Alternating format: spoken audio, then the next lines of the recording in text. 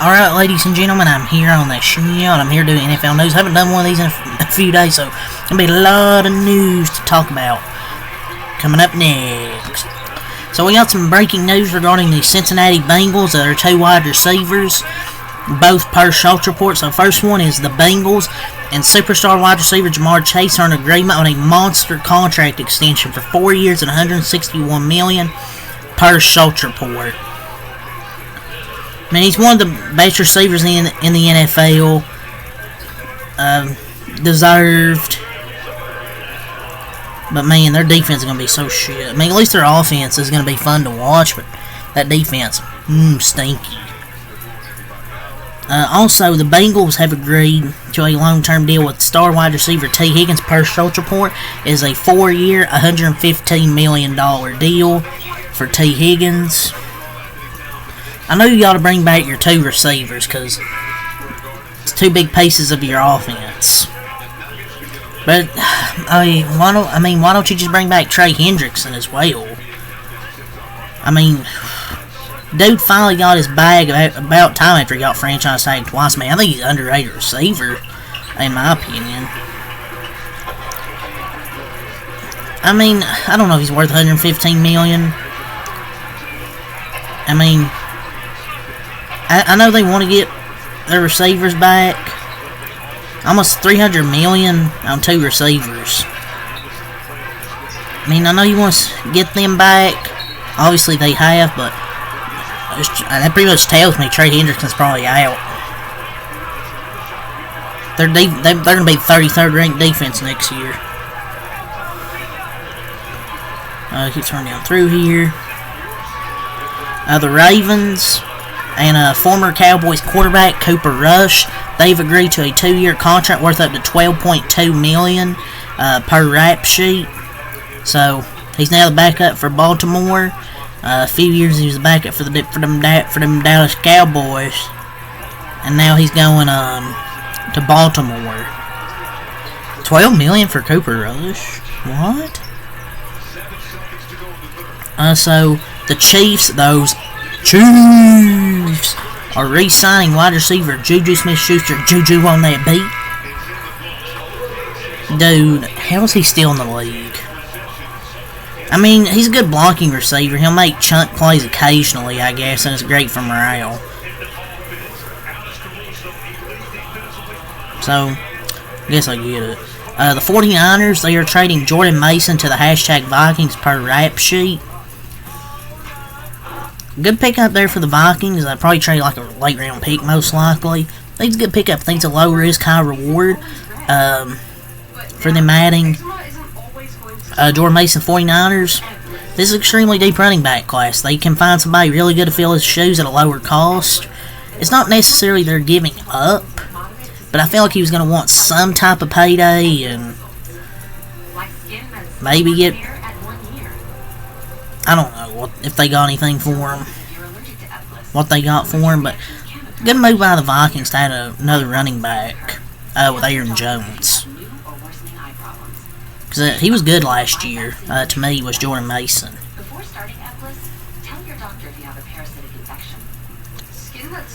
The Eagles Super Bowl champion and breakout guard Mekhi Becton is finalizing a deal to sign with the hashtag Chargers per Tim McManus. It is a 2-year deal. He plans on playing guard as he did this past season in Philadelphia. Man, that's a tough loss there for Philadelphia with Mekhi Becton after he broke out.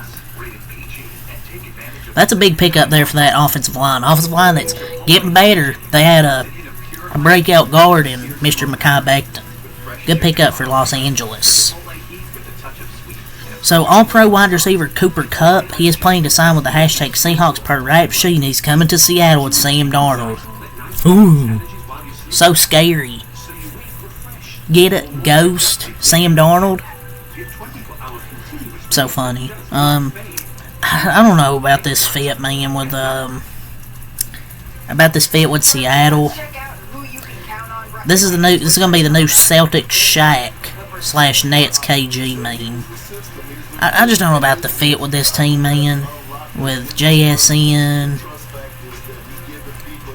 And the thing is, why would you want to go play with Sam Darnold, man? Sam Darnold, he had one fluke year. I just don't see this working out. Cooper Kupp, I still think, can be a good receiver. Obviously, he's an all-pro wide receiver. Just kind of struggled to stay healthy last year. But he's playing the same with the Seahawks. Like, I mean, sure, you want to go to a 9-8 team, sure. The Bengal, I know, there's no point talking about this since the deal's already done. Bills free agent signings, defensive end Michael Hotched, how the fuck you say that name, not part of the nerd community. Defensive tackle Larry Ogunjobi. They have been suspended 6 games for violating the NFL's PED policy, says GM Brandon Beane. And Larry gonna be on them PEDs now. He was on PEDs and still mid. So those two have been suspended for 6 games, I believe 6 regular season games. Former Cowboys pass rusher Dante Fowler's reuniting with my Cowboys in a 1-year deal worth up to $8 million. He was good for the Cowboys. Then he went to Commanders where he had a good season. Now he's back in Dallas. I think it's a good pickup. I've talked shit about a lot of the pickups because, I mean, they were worth shitting on. But Dante Fowler's a good player, and at least they bring him back for $8 million. Cheap deal. Sounds about right for the Cowboys. The Buccaneers, they're re-signing Sterling Shepard to a 1-year deal.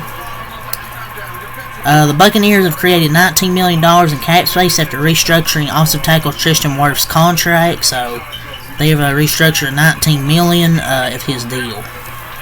So, per Dan Marsini a few days ago, Aaron Rodgers is waiting to hear back from the Vikings before making a decision on his future. The Vikings are still contemplating what they want to do. Look, the thing is, just let J.J. McCarthy take over. I mean, you draft him in the first round, number 11 overall. Why bring an aging quarterback who's washed instead of seeing what you have with J.J. McCarthy? I'm not saying he's going to be a star, because he hasn't played a game yet, but how would you know if you don't play him? If he's 100% also off that injury. The 49ers are re-signing Kyle Koscheck, and he will return to San Francisco after being released earlier this week per Dan Marsini. So yeah, he's coming back. He don't want to go to any other teams. Let's run down through here. The Chiefs,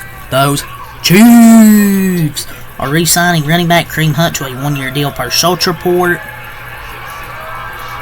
The Eagles have been having trade talks centered around pass rusher Bryce Huff and tight end Dallas Goedert per Schultz report. Look, I know there's so much stuff going on with the Eagles this offseason. I still think they'll be good next season. The Bills are reuniting with cornerback Dane Jackson on a 1-year deal per Mike Garofalo. So Brown superstar defensive lineman Myles Garrett, who Cleveland just made the highest paid non-quarterback in history per The Athletic, has been known for frequently showing up late and skipping mandatory team events. It's well known within the Browns that Garrett's frequently late to the facility. He skipped mandatory team activities on multiple occasions. Cleveland's been trying to keep it quiet from the rest of the public. So yeah, he's an elite player, and they don't seem to care if they're paying him $40 million. I guess they seem not to care. I mean, it is what it is. I mean, he's late. Oh well.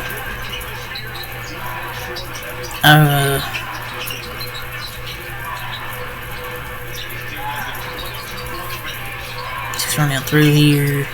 Miles Sanders is signing with my Cowboys. Washed. Dude, this offense next season is looking fucking trash.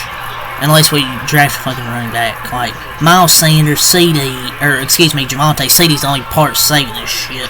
Jalen Tolbert's mid. Jonathan Mingham sucks. Vaughn Turpin's good. Jake Ferguson, see if he can return to form, but oh my god, his offense looks terrible. Let's run through here.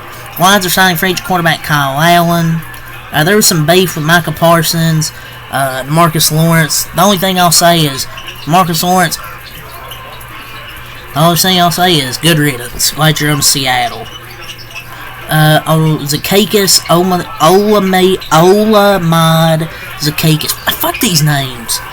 Signing with the Bears.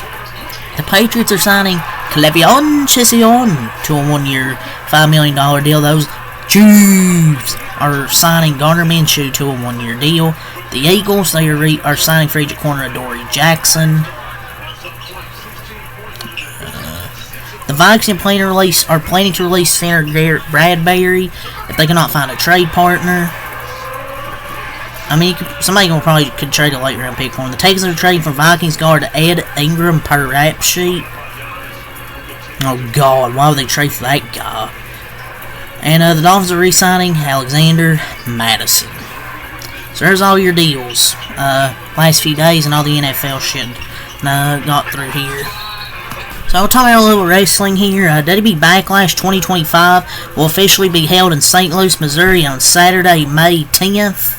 So, Backlash, May 10th. Seems that's going to be interesting.